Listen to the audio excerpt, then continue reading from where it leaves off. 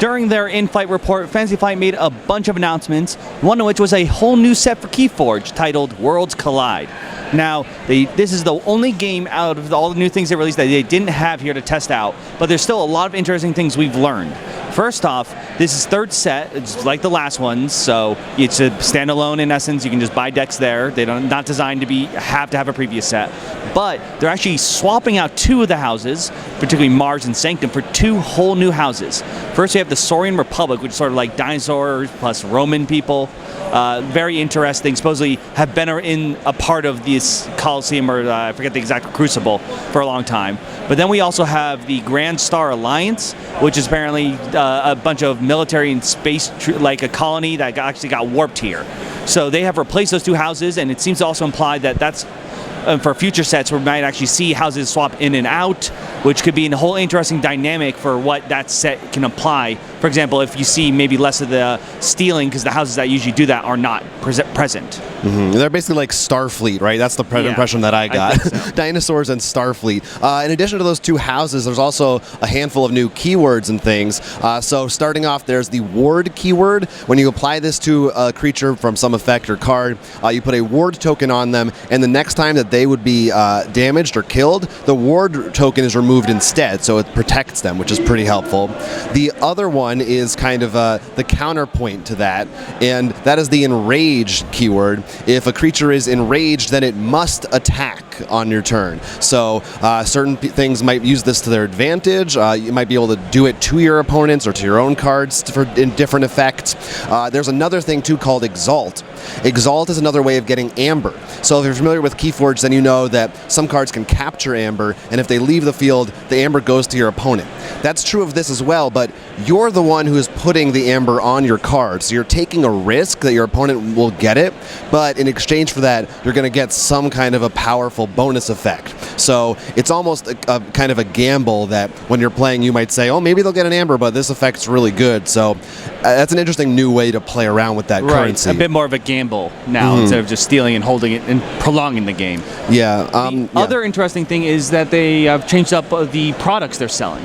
It's not simply just the decks and the sort of starter set. Although they are releasing those. Yeah, those are still around, but now they have a premium box. Yeah, the premium box, which includes 5 tuck boxes for decks, a token box, a brand new kind of dial for chains, a sticker sheet it comes with. It looks pretty nice. It looks nice. So if you're collecting them, you might want that to hold maybe your best decks, or if you're going to tournaments, you keep them in there. I guess not technically related. We also saw some of the accessories from their the Gamegenic line that Asmodee is doing. Showed like actually a nice deck box that not only holds it's designed to hold like a Archon deck, but there's an opening and it's right where the name would be. So you can be like, oh yes, this is my Bob the Street Cleaner deck.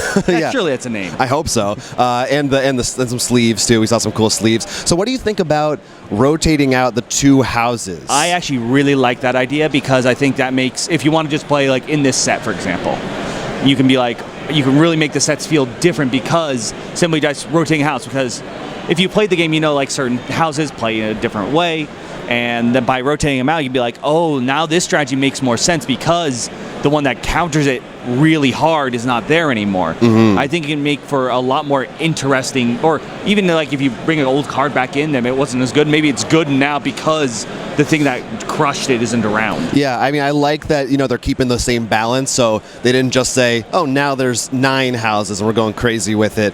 And the new houses sound interesting, and it sounds dinosaurs. Like, and the thing, like what I like about it is the dinosaurs, it's not like you would expect necessarily that they're just like the brutes. It sounds like they mentioned they're also, like you said, known for their philosophy and stuff. So there's some interesting thematic stuff there. And I'm excited to see how these things go at it with each other. And of course, all the new keywords. Although I am starting to think now, like set 4 and 5, we might start hitting the point of, there are a lot of keywords now to keep track. We were already there, but now it's like getting really, but we'll see if they rotate those out as well. You obviously have not played Magic. I know. I mean, that's right. That's why.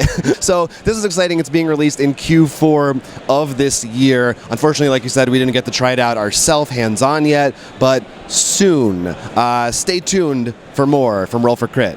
For more Gen Con content, like this video, subscribe to Roll for Crit, and follow us on all our social media platforms. But if you really need more, you can visit our Patreon, where we'll be having a exclusive little Gen Con mini podcast to listen to. And there's our contest running right now for the KeyForge Age of Ascension set. You can try to win. Find the link in the description down below.